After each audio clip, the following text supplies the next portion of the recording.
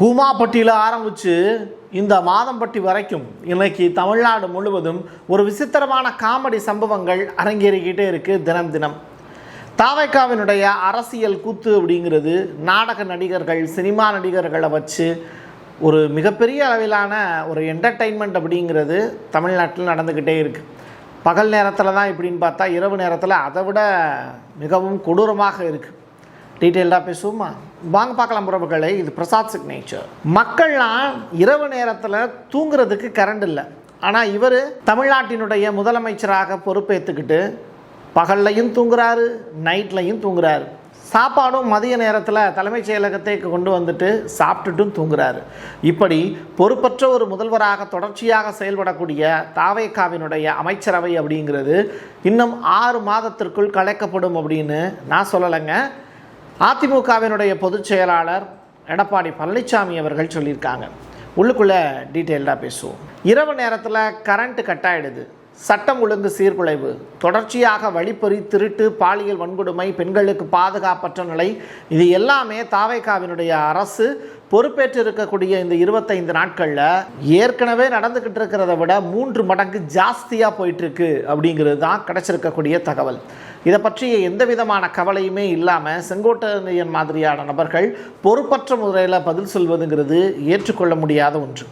இன்னொரு புறம் ராதாகிருஷ்ணன் அவர்கள் திருவண்ணாமலை போய் சாமி கிட்ட வேண்டலாம் செஞ்சுருக்கார். ரைட்டா? ஐயா சாமி, இந்த அரசவையிலையும் எங்களுக்கு நல்லதொரு போஸ்டிங் கிடைக்கணும். எப்பயுமே ஒரு பெரிய பேரிடர் அந்த மாதிரியான சுச்சுவேஷன்லாம் வரும்போது திறம்பட பேசி சமாளிக்கக்கூடிய சில ஐஏஎஸ் ஆஃபீஸரை கையில் வச்சுப்பாங்க ஆளுங்கட்சி. அந்த வகையில் இவருக்கு கடந்த முறை பெரிய அளவில் இவரை கண்டுக்கலை. இந்த முறை இவரை தலையில் தூக்கி வச்சு ஆடுவதற்கான வாய்ப்பு வச்சுருக்காங்க. பட் இவர் சின்சியரான ஒரு ஐஏஎஸ் ஆஃபீஸர் தான். இப்போ இவருக்கு ஒதுக்கப்பட்டிருக்கக்கூடிய துறை மின்சார வாரியத்தில் இயக்குனர் அப்படிங்கிற பொறுப்பு கொடுத்துருக்காங்க. அவர் சொல்லியிருக்கக்கூடிய விஷயம் 7 அல்லது 8 காரணங்கள் இந்த மின்வெட்டு ஏற்படுவதற்கு காரணமாக இருக்கலாம் அப்படின்னு சொல்கிறார். பட் மின்வெட்டு இருக்கிறது உண்மைதான், அதை நாங்கள் மறைக்கவோ மறுக்கவோ இல்லை அப்படிங்கிறதையும் ராதாகிருஷ்ணன் ஸ்டேட்மெண்ட்டாக சொல்கிறார். சொல்யூஷன் என்ன சார் அப்படின்னு கேட்டால், டிஸ்ட்ரிபியூஷனில் தான் இங்கே ப்ராப்ளம் அப்படிங்கிறார். ஸோ டிஸ்ட்ரிபியூஷன் அப்படிங்கிறது என்னது? விநியோகத்தில் ப்ராப்ளம் அப்படின்னு. அந்த விநியோகம் செய்கிறது யார்? நீங்கள் தானே. அதையும் சரி பண்ண வேண்டியது நீங்கள் தானே. அப்போ இது நாள் வரைக்கும் ஆட்சி பீடத்தில் இருந்தவங்க அதை சரியாக தானே செஞ்சுருக்காங்க. உங்களுக்கு செய்யறதுக்கு திராணி இல்லை அப்படின்னா அந்த இடத்துல நீங்கள் வீக்காக இருக்கீங்கன்னு அர்த்தம்.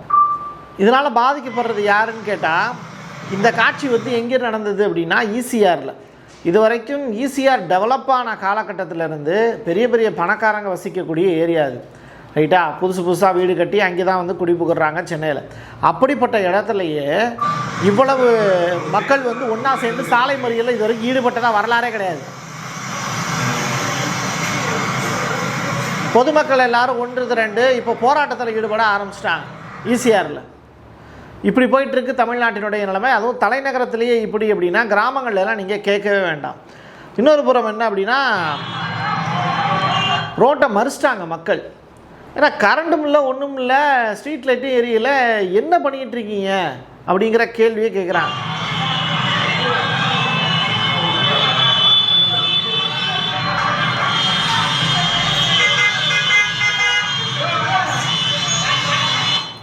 முதலமைச்சர் சீட்டில் போய் உட்காரும் போது குடுக்குடுன்னு ஓடி போய் உட்கார தெரிஞ்சதில்ல, ரொம்ப சந்தோஷப்பட்டீங்கல்ல. அப்படின்னா நீங்களே வீட்டில் ஒரு சேர் வாங்கிட்டு முதலமைச்சர்னு சொல்லிட்டு உங்கள் அப்பா விட்டுட்டு ஒரு போர்டு வாங்கி சொல்லி அங்கேயே உட்கார வேண்டியதானே சார்? இம்புட்டு மக்களையும் போட்டு பாடாப்படுத்துறீங்க. உங்களுக்கு நடிக்க தெரியும், உடம்புல அழகு இருக்குது, இந்த காரணத்தினால சரியா அந்த கவர்ச்சியை விரும்பி மக்கள் பார்த்திங்கன்னா பெண்களும் குழந்தைகளும் சொன்னதை கேட்டு வீட்டில் இருக்கக்கூடிய பெரியவங்களையும் மென்டல் டார்ச்சர் பண்ணி இப்போ உங்களை ஓட்டு போட வச்சுருக்கீங்க. ஒரு சைக்கலாஜிக்கலான ஒரு பெரிய பாதிப்பை இந்த தமிழ்நாட்டுக்கு ஏற்படுத்தி ஆட்சி பீடத்தில் அமர்ந்துட்டு ஒட்டுமொத்த மக்களுடைய வாழ்வாதாரத்தையும் புரட்டி போட்டுக்கிட்டு இருக்கீங்க. இரவு நேரத்தில் தூங்க முடியாமல் பகல் நேரத்தில் வேலைக்கு போனால் அந்த பகல் நேரத்தில் வேலைக்கு போகக்கூடிய ஒரு ஊழியனுடைய நிலையை யோசிச்சு பாருங்கள். ஆஃபீஸில் போய் தூங்கினா அவன் ஏற்றுப்பானா? அப்படிப்பட்ட சுச்சுவேஷன் இருக்கா? கிடையாது. உழைச்சாதான் இங்கே காசு. இப்போ இவ்வளோ பெரிய ப்ராப்ளத்தை க்ரியேட் பண்ணி விட்டுட்டு உங்களால் மட்டும் எப்படி சார் நிம்மதியாக தூங்க முடியுது அப்படிங்கிற கொஸ்டினை மக்கள் கேட்பாங்கல்ல. இதில் வருஷத்துக்கு 6 சிலிண்டர் அப்படின்னு சொல்லிட்டு நீங்கள் வாட்டு கூவி கூவி பேசிக்கிட்டு இருக்கீங்க. அதுக்கு தான் சீமான் கேட்ட மாதிரி தான், ஈராக்லையும் ஈரான்லையும் விஜய் டைரெக்டாக போய் சண்டை போட்டு அங்கே இருக்கக்கூடிய ஆயிலை இழுத்துட்டு வந்தால் தான் உண்டு இந்த 6 சிலிண்டர் அப்படிங்கிற அந்த வாக்குறுதியை நிறைவேற்ற முடியும் அப்படின்னு. ஸோ இதுவரைக்கும் யாருமே சொல்லாத வாக்குறுதிகள், சொன்னதை செயல்படுத்த முடியாத ஒரு வாக்குறுதிகள் இப்படி கொடுத்து தான் தாவேகா அரசு அமைஞ்சிருக்கு. அது மட்டும் இல்லை, முறுக்கு சொல்கிறவங்க எல்லாம் கொண்டு முதலமைச்சராகனா இப்படி தான் இருக்கும். தொடர்ச்சியாக முதல்வரானார் விஜய் அப்படின்னு சொல்லிட்டு நம்ம சொல்லிக்கிட்டு இருக்கோம். ஆனால் முதல்வராகி அவர் என்ன பண்ணிக்கிட்டு இருக்காரு? ரைட்டா, 3 எழுத்து நடிகையோடு ஊர் சுற்றுறதுக்கு தான் நேரம் இருக்கே தவிர இங்கே உட்காந்து உள்ளாட்சியில் என்ன பிரச்சனை, பேரூராட்சியில் என்ன பிரச்சனை, மாநகராட்சியில் என்ன பிரச்சனை, இதெல்லாம் ஒன்று இருக்கே, இப்படிலாம் இருக்கே, இதெல்லாம் தெரியுமா அவருக்கு? எதுவுமே தெரில. ஆனால் தொடர்ச்சியாக சிலிண்டருடைய விலைங்கிறது உயர்ந்துக்கிட்டே இருக்குது. இன்றைக்கி கூட சென்ட்ரல் கவர்மெண்ட் என்ன பண்ணியிருக்காங்கன்னா 29 ரூபா நம்ம வீடுகளுக்கு பயன்படுத்தக்கூடிய அந்த சிலிண்டருடைய ரேட் இன்க்ரீஸ் ஆகிருக்கு. இப்படியே போயிட்டு இருந்தது அப்படின்னா நாட்டினுடைய நிலைமையில் வருமானம் கூட மாட்டேங்குது. ஆனால் நமக்கு வீட்டுக்கு பயன்படுத்தக்கூடிய சாதாரண பொருட்களுடைய ரேட்டு ஏறிக்கிட்டே போகுது. இதெல்லாம் பார்த்துக்கிட்டு இருக்கக்கூடிய முன்னாடி ஆட்சி பீடத்தில் அமர்ந்து ஒரு பெரிய எதிர்க்கட்சி தலைவராகவும் இருந்த எடப்பாடி பழனிசாமி அவர்கள் இன்றைக்கி ரொம்ப அவருடைய நிலைமை தான் மோசம். ஆனால் பொதுச் செயலாளராக இருந்து கட்சியை கட்டுக்கோப்பாக வச்சுருந்தார். ஆனால் இன்றைக்கி தோல்வியின் காரணமாக அல்லு செல்லுக எல்லாமே கலண்டு ஓடிடுச்சு. அதில் 4 பேருடைய ராஜினாமா அப்படிங்கிறது அவரால் ஏற்றுக்கொள்ளவே முடியாத ஒரு விஷயமா இருக்குது. இதை எதிர்த்து வழக்கம் தொடர்ந்திருக்காங்க. சீனிவாசன் அப்படிங்கிற வழக்கறிஞர் கோர்ட்டில் கேஸ் போயிருக்கு. இவங்களை அடுத்ததாக போட்டியிடுவதற்கு கூட அனுமதிக்கக்கூடாது அப்படின்னு சொல்லியிருக்காங்க. மக்களுடைய பணத்தை வீணடிக்கக்கூடிய இந்த 4 பேரையும் அப்புறப்படுத்தணும், தேர்தலில் இவங்கெல்லாம் நிற்கிறதுக்கு தகுதியற்றவங்க அப்படிங்கிற வார்த்தையும் பயன்படுத்தியிருக்காரு. தாவேகா ஆட்சி எப்போது வேண்டுமானாலும் கவிழும் அப்படிங்கிற ஒரு ஸ்டேட்மெண்ட்டையும் அதிமுகவினுடைய பொதுச் செயலாளர் எடப்பாடி பழனிசாமி உண்மைத்தன்மை வாய்ந்த ஒரு விஷயத்தை தான் சொல்லியிருக்கார். கம்யூனிஸ்டுகள், அதற்கு பிறகு விசிகா இவங்களுடைய ஆதரவு இல்லாமல் இருந்தது அப்படின்னா அதிமுக ஆட்சி பீடத்தில் அமர்ந்திருக்கும். இப்போது தாவேகாங்கிறது அவங்க புறந்தள்ளப்பட்டிருப்பாங்க.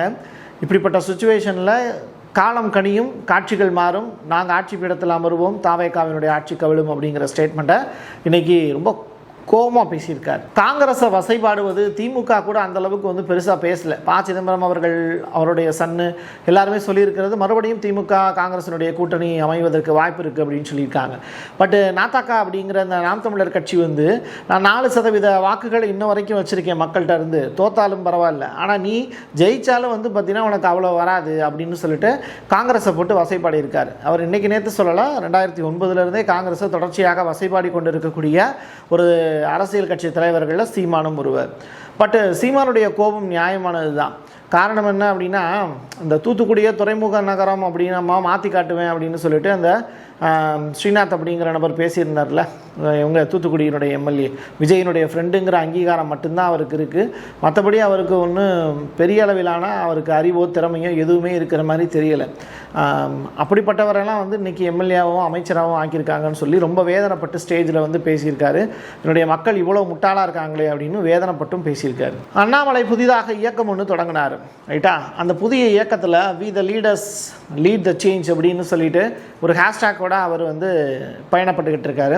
தொடங்கின சில மணி நேரங்கள்லேயே இப்போ மொத்தமாக இதுவரைக்கும் 15 லட்சத்துக்கும் மேற்பட்ட மக்கள் அவருக்கு ஆதரவாக ஒன்று திரண்டிருக்காங்க. இது ரொம்ப ரொம்ப பெரிய அளவிலான எண்ணிக்கை தான். ஒரு இயக்கம் ஆரம்பிக்கும் போது இவ்வளவு மக்கள் தொகை ஒரு இயக்கத்தை நேசிக்குது, ஒரு தலைவனை நேசிக்கிறாங்க அப்படின்னா அது உண்மையிலேயே பாராட்டத்தகுந்த விஷயம். மாற்றம் வேணும் அப்படின்னு நினைக்கிறவங்க தாவேகாவுக்கு ஓட்டு போட்டது மாதிரி அடுத்ததாக புதிதாக அரசியல் கட்சி அண்ணாமலையை ஆரம்பித்தார் அப்படின்னா அவருக்கும் கூட ஓட்டு போட்டு பார்ப்பாங்க. ஆனால் அவர் பாஜகவில் ஒரு அங்கத்தினர் தான் அப்படிங்கிறத யாருமே மறக்கவும் முடியாது, அதை மறுக்கவும் முடியாது. சரியா? அப்போ பாஜக தமிழ்நாட்டில் வேரூன்றுவதற்கு அண்ணாமலை மாதிரியான ஒரு நபர்களை வச்சு தான் உள்ளே என்ட்ராக முடியும்.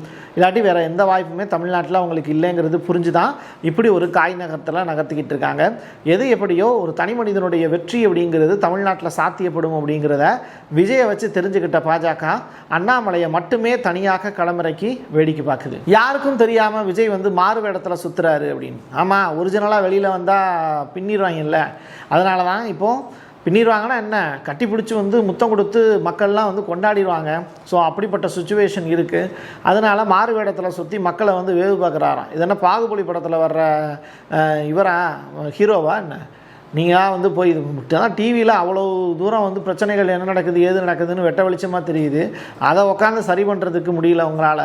436 திட்டங்கள் வந்து வித்தின்ன ஒவ்வொரு திட்டத்துக்குமே ஒரு 3-4 நொடி ஒதுக்கி இருந்தீங்கன்னா தான் 436 திட்டத்தை பற்றி பேசியிருக்க முடியும். அப்படி இருக்கும்போது அமைச்சரவை கூட்டத்தில் 434 திட்டங்கள் விரிவாக செயல்படுவதற்கான ஒரு வாய்ப்பை உருவாக்குறதுக்கு பெரிய அளவிலான பிளான்லாம் போடப்பட்டதுன்னு சொல்கிறீங்க. இதெல்லாம் எந்த வகையில் ஏற்றுக்கொள்ள முடியும் அப்படின்னே தெரியல. ஒரு அறிவார்ந்த ஒரு சமூகத்திட்ட நீங்கள் பேசிகிட்டு இருக்கீங்கிறது என்றைக்குமே மறந்துடாதீங்க விஜய். ரைட்டா? நம்மை போலவே வந்து குப்பைத்தனமான முட்டாள்தனமான மனிதர்கள் இருப்பாங்க அப்படிங்கிறத நீங்கள் ஒரு பக்கம் வச்சுருக்கோங்க. ரைட்டா? உங்களை நோக்கி வந்து கையசைக்கக்கூடிய இல்லை உங்களுக்கு ஃப்ளைங் கிஸ் கிடைக்கக்கூடிய இந்த முட்டாள்தனமான பெண்களும் வந்து இதே தமிழ்நாட்டில் இருக்காங்க. ஆனால் அவங்க மட்டுமே பெண்கள் இல்லை, புத்திசாலித்தனமான குடும்பத்தை லீட் பண்ணி நடத்தக்கூடிய பெண்களும் இதே தமிழ்நாட்டில் இருக்காங்க. அவங்கெல்லாம் வந்து உங்களுடைய ஆட்சியை வந்து காரி துப்பிட்டு தான் இருக்காங்க. கூடிய விரைவில் உள்ளாட்சி தேர்தல் வரும். அப்போது வந்து பார்த்திங்கன்னா உங்களுடைய தண்டவாளத்தில் ஏறும். அப்படிப்பட்ட சுச்சுவேஷன் தான் இன்றைக்கி இருக்குது. உங்களுக்கு கொடுக்கப்பட்ட மரியாதை அப்படிங்கிறது எந்த அளவுக்கு தமிழ்நாட்டு மக்களை உங்களை ஏற்றி மேலே வச்சாங்களோ தூக்கி கீழே போட்டு மிதிப்பதற்கான காலகட்டமும் வெகு விரைவில் வரும். உங்களை இல்லை, தாவேக்கா அப்படிங்கிற கட்சிங்கிற அந்த கட்டமைப்பை உடைக்கிறது ரொம்ப தொலைவில் எல்லாம் இல்லை. தமிழ்நாட்டு முதலமைச்சருடைய உத்தரவின் பேரில் வரலாற்றிலேயே முதன்முறையாக 300 பொறியாளர்களுக்கு ஒரே நேரத்தில் பதவி உயர்வு கொடுத்துருக்கோம் அப்படின்னு சொல்லி தாவேக்கா பெருமைமிகு இந்த முறையில் பேசிக்கிட்டு இருக்காங்க இருமல்குமார். பட் உண்மையிலே நடந்தது என்ன அப்படின்னு சொல்லி விசாரிக்கும் போது ஒரு டிரான்ஸ்பரன்சி அப்படிங்கிறது அந்த இடத்துல இல்லை. 430 பேருக்கு மேலே வந்து போஸ்டிங் போட்டிருக்கணும். பட் 300 பேருக்கு மட்டுமே ஏன் போஸ்டிங் போடப்பட்டது அப்படிங்கிறத இன்றைக்கி எதிர்க்கட்சிகள் கேள்வியாக கேட்குறாங்க. அதுக்கான காரணம் என்னென்னா, இந்த கேஸு கிட்டத்தட்ட 26 வருடங்களாக நடந்துக்கிட்டு இருக்கு. 2001 ஆரம்பிக்கப்பட்ட அந்த கேஸ் அப்படிங்கிறது உயர்நீதிமன்றத்தில் பல்வேறு படிநிலைகளை தாண்டி இன்றைக்கி வேறு விதத்தில் நகண்டு 2026 மார்ச் மாதம்தான் அது வந்து அப்ளிகபிளாக வந்தது. போஸ்டிங் போட்டுக்கலாம் அப்படின்னு. அந்த போஸ்டிங்கை தான் இப்போது தாவேக்கா ஆட்சி மாற்றம் நடந்த பிறகு அதை செய்ய வேண்டிய கட்டாயம் வந்து உயர்நீதிமன்றத்தினுடைய வழிகாட்டுதலின் பேரில் செஞ்சுருக்காங்க. மற்றபடி இப்படி ஒரு போஸ்டிங் இருக்குது அப்படிங்கிற விவரம் இவங்களுக்கு அவ்வளோ எளிமையாக தெரிஞ்சிருக்க கூட வாய்ப்பு இல்லை. அப்படியே தெரிஞ்சிருந்தாலும் 400 பேருக்கு மேலே போஸ்டிங் போட்டிருக்கணும். ஏன் 300 பேருக்கு மட்டும் போஸ்டிங் கொடுத்துருக்காங்க? மீதி இருக்கக்கூடிய நபர்கள்லாம் தகுதி இல்லாத நபர்களா? அவங்க தான் கோர்ட்டில் வந்து கேஸ் போட்டு வின் ஆயிருக்காங்களே. அப்போது நீங்கள் போஸ்டிங் போட்டிருக்கணுமே. அப்போ அதுலேயும் ஏதாவது லஞ்சம் கிடைக்கும் அப்படிங்கிற பெருத்த எதிர்பார்ப்பு இப்போ ஆந்திராவுக்கு அதிகமான அளவில் இன்வெஸ்ட்மெண்ட் போயிட்டுருக்கே. 5000 கோடி ரூபாய் ஆதரவு பற்றிய பேச்சுக்கள் அப்படிங்கிறது திருச்சி சூர்யா மாதிரியான நபர்கள் பேசியிருக்காங்களே. அதிலெல்லாம் உண்மைத்தன்மை இருக்கா பொய்த்தன்மை இருக்கா அப்படிங்கிறத விஜய் தான் யோசிக்கணும். ஏன்னா அவர் தான் மேடையில் சொன்னார், என்னுடைய ஆட்சியில் வந்து அமைச்சர்கள் ஆகிட்டோம், யாரும் வந்து தப்பு செஞ்சிடலாம் அப்படின்னு நினைக்காதீங்க, தண்டனை கண்டிப்பாக கிடைக்கும் அப்படின்னு சொல்லியிருந்தாரு. அப்போ அதெல்லாம் பொய்யா அப்படிங்கிற கேள்வியும் மக்கள் கேட்பாங்களா இல்லையா? What bro, it's very wrong bro அப்படின்னு சொல்லிட்டு ஒரு டேக் ஒன்று போட்டு டிஎம்கேவினுடைய எம்பி வில்சன் அவர்கள் ஒரு கேள்வி ஒன்று எழுப்பியிருக்கார். இன்றைக்கி அரசு பள்ளிகள் எல்லாத்துலேயுமே தாவேக்காவினுடைய கொடி பறக்குது. தாவேக்காவினர் கட்சியினர் வந்து அரசு பள்ளிகளில் அவங்களா வாலண்டியராக ஏன் உள்ளே போகிறாங்கன்னு தெரியல. ஆளுங்கட்சிங்கிறதுனால பிரின்சிபல்ஸும் எதுவும் பேச முடியல. அவங்களாம் உள்ளே போகிறாங்க, விஜயை பற்றின கருத்துக்களை பரப்புகிறாங்க, விஜயை பற்றிய வார்த்தைகளை வந்து பேசுகிறாங்க, விஜயை பற்றிய கட்டுரைகளும் பேச்சு போட்டிகளையும் நடத்துறதுக்கு அவங்க ரெக்கமெண்டேஷன் கொடுக்குறாங்க. இதெல்லாம் எப்படி சரியான ஒரு விஷயமா இது அப்படிங்கிறத கேள்வியாகவும் கேட்டிருக்காரு வில்சன் அவர்கள். இதெல்லாம் வந்து உண்மையிலேயே வந்து வரக்கூடிய எதிர்கால சமூகத்தை முட்டாளாக்குறதுக்கான பெரிய முயற்சி. தயவுசெய்து இது கண்டிக்கப்பட வேண்டும். உண்மையிலே அப்படி நபர்கள் ஈடுபடுறாங்க அப்படின்னா, நேற்றைய தினம் அது தொடர்பான வீடியோக்களையும் நம்ம போஸ்ட் பண்ணியிருந்தோம். அதெல்லாம் பார்த்தீங்க அப்படின்னா நிச்சயமாக சம்பந்தப்பட்ட நபர் துறை அதிகாரிகளுக்கும் நம்ம அதை அனுப்பிச்சிருக்கோம். அவங்க நடவடிக்கை எடுப்பாங்கங்கிறதையும் நம்புகிறோம். தமிழக வெற்றி கழகத்தில் இணைந்தார் ஜாய் கிறிசில்டா. இந்த லேடி இருக்காங்க இல்லையா, அவங்க தான் மாதமட்டி ரங்கராஜோடு தொடர்பில் இருந்தாங்க. அதன் மூலிமா குழந்தை பிறந்தது. அதற்கு பிறகு அவங்க தொடர்ச்சியாக வந்து வீடியோக்கள் வெளியிட்டுட்டே இருந்தாங்க. அதற்கு பிறகு ஜீவனாம்சம் உள்ளிட்ட விஷயங்கள் எல்லாம் பேசுபொருளாக மாறியிருந்தாங்க. அதற்கு பிறகு ரீல்ஸ் அதிகமான அளவில் போட்டாங்க. இன்றைக்கி நேற்றைய தினம் வந்து அவங்க தாவேக்காவில் போய் தன்னை இணைச்சிக்கிட்டாங்க. அடுத்ததாக அவங்க எம்எல்ஏ ஆகிறதுக்கும் எம்பி ஆகிறதுக்கும் மினிஸ்டர் ஆவதற்கும் துணை முதல்வர் ஆகுவதற்கும் கூட தாவேக்காவில் ஒரு பெரிய வாய்ப்பு அவங்களுக்கு கண்டிப்பாக இருக்குங்கிறத நம்பலாம். திருச்சி கிழக்கு இடைத்தேர்தலில் தாவேக்காவின் சார்பாக ராகவா லாரன்ஸ் அவர்கள் போட்டியிடுவதற்கான வாய்ப்பு இருக்குது அப்படின்னு சொல்கிறாங்க. இது எந்த அளவில் உண்மை அப்படின்னு தெரியல. பட் ராகவா லாரன்ஸ் தொடர்ச்சியாக மக்களுக்கு வந்து ஏகப்பட்ட நல்ல விஷயங்கள் செஞ்சுக்கிட்டு இருக்காரு. அரசியலுக்கு வந்து தான் நல்லது செய்யணும் அப்படிங்கிற அவசியம் இல்லை. தனியாகவே நின்று அவர் ஏகப்பட்ட நல்ல விஷயங்களை மக்களுக்கு செஞ்சுக்கிட்டு தான் இருக்காருங்கிறது அடிப்படையான உண்மை, ரைட்டா? பட் அவருடைய வாழ்க்கையில் ஒரு முக்கியமான முடிவு அப்படிங்கிறது வரக்கூடிய 11ஆம் தேதி காலை 9:30 மணிக்கு நான் அறிவிப்பேன் அப்படிங்கிற ஸ்டேட்மெண்ட்டை சொல்லியிருக்காரு. ஆனால் எனக்கு தெரிந்த அளவில் அவர் இந்த கோமாளி கூட்டத்து நடுவில் வந்து போகிறத விட தனிப்பட்ட முறையில் இயங்கி மக்கள்கிட்ட போனார்னாலே அவருக்கான வாய்ப்பு அப்படிங்கிறது உறுதிப்படுத்தப்படும். பட் நான் கோமாளி கூட்டத்தில் இதே கூத்தாடி கூட்டத்தில் நானும் ஒருத்தன் தான் அப்படிங்கிறத அவர் வந்து நிரூபிக்க முயற்சி பண்ணுறாரா அப்படிங்கிறது நமக்கு தெரியலை. அண்ணாமலையாருடைய வி த லீடர்ஸ் அப்படிங்கிற இயக்கத்தில் தன்னை இணைச்சிக்கிட்டாரு கூமாப்பட்டி தங்கபாண்டி. தொடர்ச்சியாக வந்து அவர் தன்னுடைய ஊரை பற்றி ஏங்க அப்படிங்கிற வார்த்தையை வச்சு மக்களுடைய அட்டென்ஷன் இழுத்தார். கூமாப்பட்டி நல்ல ஒரு செழிப்பான ஊர் கிடையாது, இருந்தாலும் அந்த ஊரை செழிப்பாக்குறதுக்கு முதல்வரே வந்து பல திட்டங்களை கூமாப்பட்டிக்கு அறிவித்த நிகழ்வுகளும் தலைமைச் செயலகத்தில் சட்டப்பேரவையிலேயே நடந்துச்சு. அப்படி தன்னுடைய கிராமத்தை தமிழ்நாடு முழுவதும் அறிய வைத்த ஒரு நபர். ஆனால் அதற்கு பிறகு வந்து இவர் விஜய் டிவியில் ரொம்ப வந்து எப்படி சொல்கிறது, ஒரு வல்கரான ஒரு நபராக மாறிட்டார். எப்படி சொல்கிறது, இவரும் வந்து இந்த கவர்ச்சிக்கு ஈடு கொடுக்கக்கூடிய வகையில் தான் சில விஷயங்கள்லாம் செஞ்சார். அதை நீங்கள் இவரை செய்கைகள் பார்த்தீங்கனாலே உங்களுக்கு புரியும். இப்போ அவர் என்ன பண்ணிகிட்டு இருக்காரு அப்படின்னா, அரசியல் கட்சிக்குள்ளே நுழையணும் அப்படிங்கிற அடுத்த ஸ்டெப்பை நோக்கி போகிறாரு. அண்ணாமலையினுடைய அந்த புதிய இயக்கத்தில் அவரையும் இணைச்சிக்கிட்டார். நிறையா பாசறைகள் உருவாகணும், அரசியல் அடிப்படை கட்டமைப்பு அப்படிங்கிறது எல்லாத்தையும் தெரிஞ்சுக்கணும். அந்த வகையில் வி த லீடர்ஸ் அப்படிங்கிற அந்த இயக்கம் வந்து நல்ல அரசியலை மக்களுக்கு சொல்லிக் கொடுக்கும், சட்டங்களை சொல்லிக் கொடுக்கும். அதற்கு நம்ம வரவேற்பு தெரிவிக்கலாம். ஆனால் அந்த அரசியல் கட்சியினுடைய பாதை எதை நோக்கி போகுது, யார் அதை இயக்குறா, அதுக்கு பின்புலத்தில் இருந்து அந்த அரசியல் கட்சி இயக்குவது யார், இவங்களுடைய கொள்கை என்ன, கோட்பாடு என்ன அப்படிங்கிறத தெரிஞ்சுக்கிட்டு நம்ம அதில் பயன்படணும் அப்படிங்கிறது தான் என்னுடைய கருத்து. நம்ம இந்த கட்சிக்கு ஆதரவானவங்க, அந்த கட்சிக்கு ஆதரவாங்க, 200 ஊபி, அதுக்கு பிறகு வந்து பாஜகவுக்கு அண்ணாமலை கூட நீ சப்போர்ட் பண்ணுற, இப்படியான வார்த்தைகள்லாம் பயன்படுத்திக்கிட்டு இருக்காங்க. எந்த கட்சிக்கு ஆதரவானவங்க கிடையாது. ஒரு பத்திரிகை காலம் அப்படின்னா ஆளுங்கட்சி என்ன தவறு செய்கிறாங்களோ அதை சுட்டி காட்டுறது நம்முடைய பெரிய பொறுப்பு. ஏன்னா ஆளக்கூடிய அரசுக்கான ஐடியாலஜி அப்படிங்கிறது பத்திரிகையாளர்கள் மூலியமாக தான் கிடைக்கும். அந்த வகையில் ஒரு ஐடியாவை தான் மக்களுக்கு சொல்கிறோம். புதிதாக ஒரு இயக்கங்கள் வருது அப்படின்னா அதை ஆதரிக்க வேண்டிய மிக முக்கியமான பொறுப்பும் நம்மக்கிட்ட இருக்குது. இதே தாவேகா உள்ள என்ட்ராகும் போது அவங்களுக்கு வாழ்த்து சொன்னதும் நம்ம சொல்லியிருக்கோம். அதே நேரத்தில் இன்றைக்கி அவங்க ஆட்சி பீடத்தில் அமர்ந்ததுக்கு பிறகு அவங்க செய்த தவறையும் சுட்டி காட்டுறோம். இதே டிஎம்கே பீரியடில் இருக்கும்போது, அவங்க ஆட்சி பீடத்தில் இருக்கும்போதும் கள்ளச்சாராயம் உள்ளிட்ட ஏகப்பட்ட பிரச்சனைகள் விழுப்புரம் செங்கல்பட்டில் நடந்தது. அது மாதிரியான விஷயங்கள், சமூகத்துக்கு பாதிப்பை ஏற்படுத்தக்கூடிய விஷயங்கள் வரும்போது நம்ம குரல் கொடுத்துருக்கோம், ரைட்டா? இப்போ இங்கே யாருக்கும் நம்ம ஆதரவானவங்களும் கிடையாது, எதிரானவும் கிடையாது. ஏன் தெரியுமா? என் கையெழுத்து என் மக்களுக்கானது. மீண்டும் ஒரு பதிவில் சந்திக்கலாம். நன்றி, வணக்கம்.